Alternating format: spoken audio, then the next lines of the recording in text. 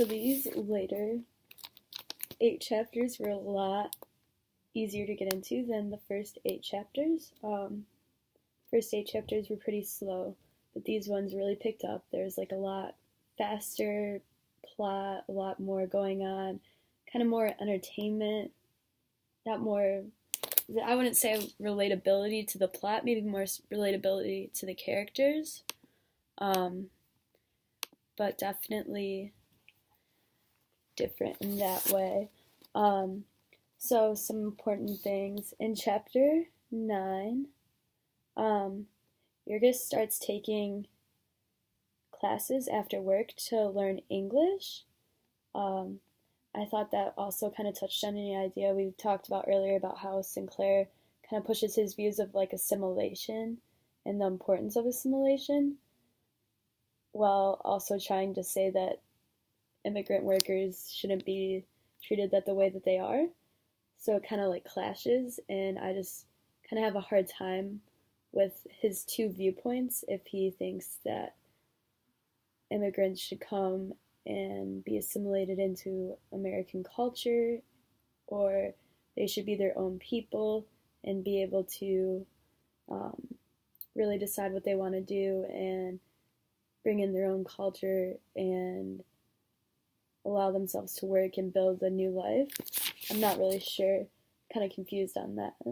And then in chapter 10, Maria gets hired as a beef trimmer, and she only makes half the wages of a man, which I think is crazy because this book was written in the 1900s, and women still aren't getting paid the same amount as men. So when I wrote that down, I was like, kind of crazy. I mean, now it's obviously more, but kind of relatable. Like, you can relate to that as a woman.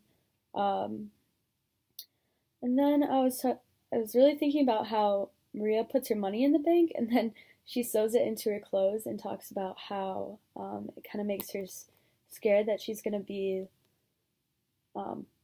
like sinking down into the mud in Packingtown.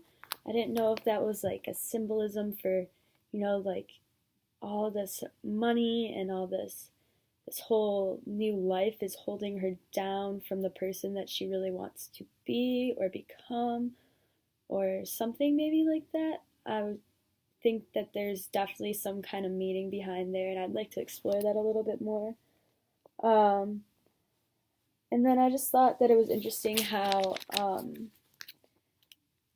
Tata's, I don't know how to say that exactly, son passes away, and Jurgis, we talked all last class about him being like a family man, and he kind of loses all sympathy and love that he had for family and really others, and he kind of turns to alcohol and stuff like that.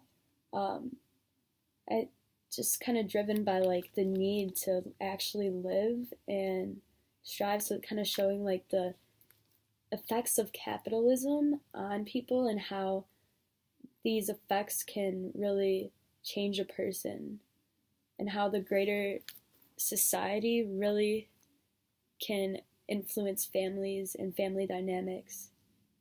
So it was very interesting to read these next 8 chapters. I'm interested to keep going.